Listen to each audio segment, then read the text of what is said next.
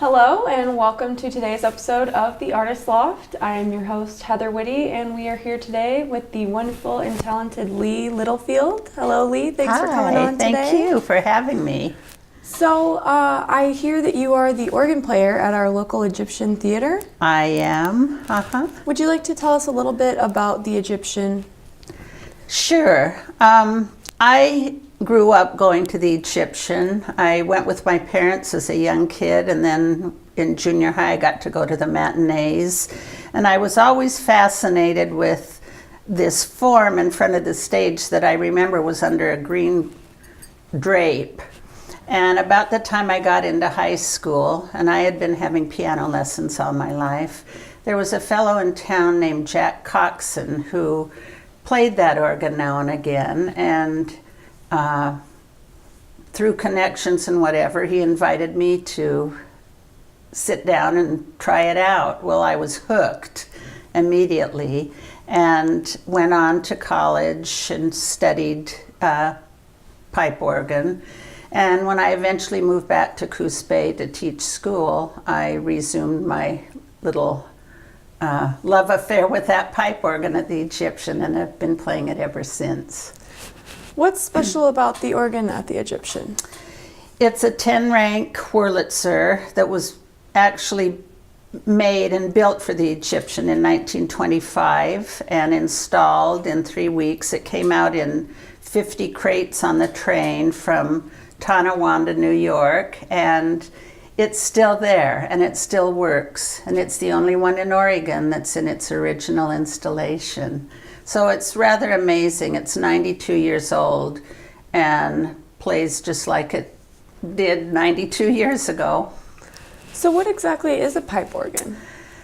A pipe organ has a wind chest that is continually blowing air into 2 rooms that are up on either side of the stage.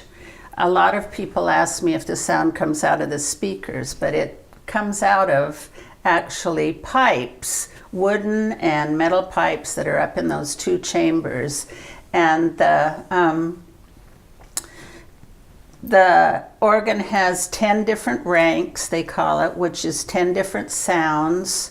And depending on the tabs that I use in that horseshoe configuration of the organ, I can produce a reed or a wind instrument.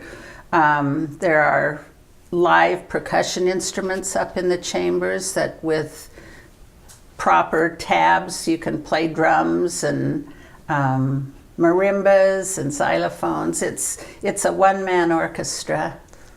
So that sounds like it could be pretty difficult to play. It takes some skill, and I'm still learning. I learn every time I go down there. And I have a good teacher and friend in Paul Quirino who lives here now. Paul used to be the head organist at the former Organ Grinder Pizza Parlor in Portland.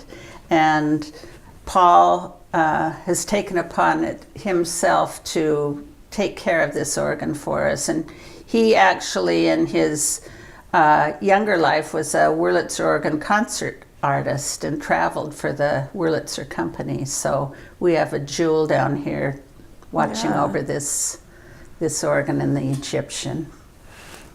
So you said earlier you have been a teacher in the North Bend School District? That's correct, yes. What has it been like to watch your students grow and then go on to play music as adults? I worked with the young children. My students were in the elementary schools in North Bend, K through 6th grade. And I guess my goal as a teacher was to have every student just enjoy music, whatever they could find in it that they loved, and continue to enjoy it. So I run into students at concerts here in town. They recognize me. I don't recognize them so often because between 6th grade and adulthood, they change. But I've had a few who have gone on professionally in music, and although that's wonderful, I just hope that every kid I ever taught still has a soft spot in his heart for enjoying music. Why do you think it's important for people to play and listen to music?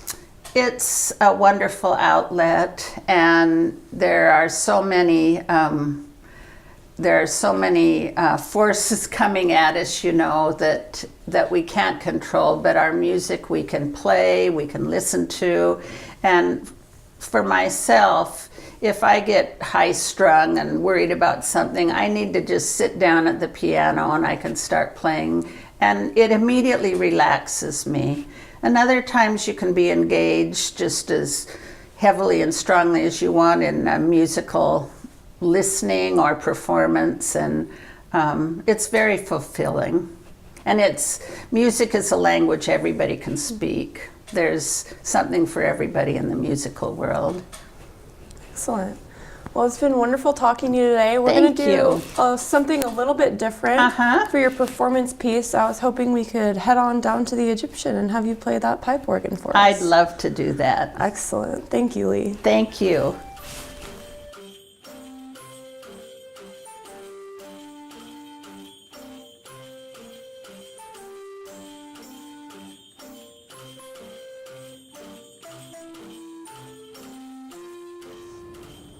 Welcome to the Egyptian Theater. We made it down here, and I'm sitting at the 90-plus-year-old Wurlitzer pipe organ that was installed in 1925.